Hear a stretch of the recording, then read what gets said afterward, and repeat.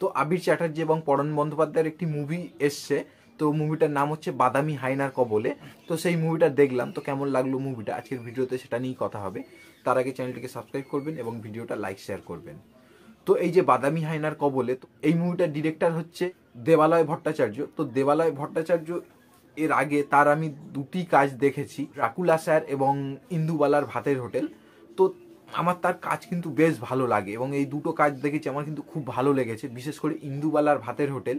তো এই ওয়েব সিরিজটা আমার বেস্ট ওয়েব সিরিজ লাগে বাংলার যত ওয়েব সিরিজ দেখেছি তার মধ্যে আমার সবথেকে বেস্ট ওয়েব সিরিজ লাগে ইন্দুবালার ভাতের হোটেল।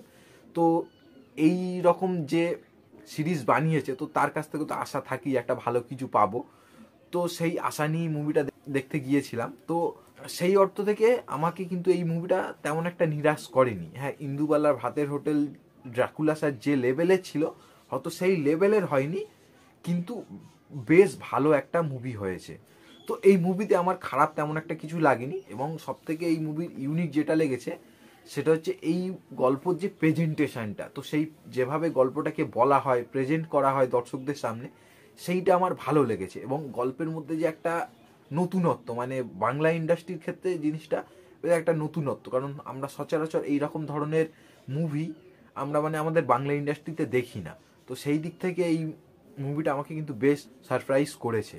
এবং এই মুভিটায় পরাণ বন্দ্যোপাধ্যায় বলো, আবির চ্যাটার্জি বলো, কিংবা আবির চ্যাটার্জি যে হিরোইনের ক্যারেক্টার প্লে করছে সে বলো, তো সবাই এখানে দুর্দান্ত পারফরমেন্স দিয়েছে। এবং যারা সাপোর্টিং কাস্টে যারা রয়েছে, ভিলেনের যে ক্যারেক্টারটা, তো সবাই এখানে খুব ভালো কাজ করছে। এবং বিশেষ করে পরাণ বন্দ্যোপাধ্যায় এবং আবির চ্যাটার্জি, তো তাদের পারফরমেন্স সত্যি দারুণ। এবং এই মুভিটার মানে যে গল্পটা প্রচণ্ড কমপ্লেক্স, মানে এই মুভিটা দেখতে গেলে তোমাকে প্রচণ্ড শান্তভাবে ঠান্ডা মাথায় মুভিটা দেখতে হবে, কারণ মুভিটা মানে যদি ভালোভাবে তুমি না দেখো অনেক কিছু হয়তো মিস করবেন, অনেক কিছু বুঝতে হয়তো পারবেন না। মানে মুভিটার গল্পটা অনেকটা একটু কমপ্লেক্স টাইপের, মানে গল্পের মধ্যে অনেক লেয়ার রয়েছে। তো এই মুভিটা সেই হিসাবে দেখতে গেলে একটু ঠান্ডা মাথায় ভালোভাবে মুভিটাকে দেখতে হবে, না তো অনেক কিছু হয়তো বুঝতে পারবেন না।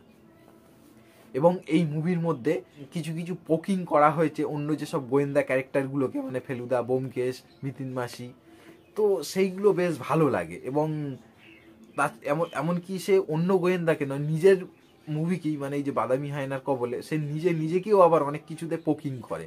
তো সেই জিনিসগুলো কিন্তু বেশ ভালো লেগেছে, মানে সেলফ ক্রিটিসিজম, যেটা অনেকে হয়তো পছন্দ করে না, মানে অনেকে এগুলো করতে চায় না, নিজেকে কি ক্রিটিসাইজ করবে, কিন্তু এখানে সেইটা করেছে ডিরেক্টর। তো সেই কাজটা আমার ভালো লেগেছে। এবং সব থেকে ভালো লেগেছে এই মুভির এন্ডিং, মানে এই মুভির এন্ডিংটা যে লেভেলে ডিরেক্টর করেছে, তো এন্ডিংটা দারুণ হয়েছে।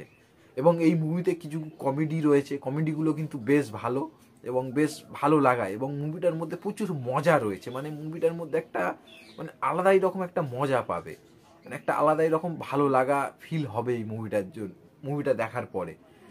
তো এবং আরও যেটা এই মুভির মিউজিক, এই মুভির যে গান, সেইগুলো তো দারুণ লেভেলের হয়েছে। এবং এই মুভিতে গানগুলোকে যেভাবে ডিরেক্টর ব্যবহার করেছে, মানে সেগুলো অন্য লেভেলের।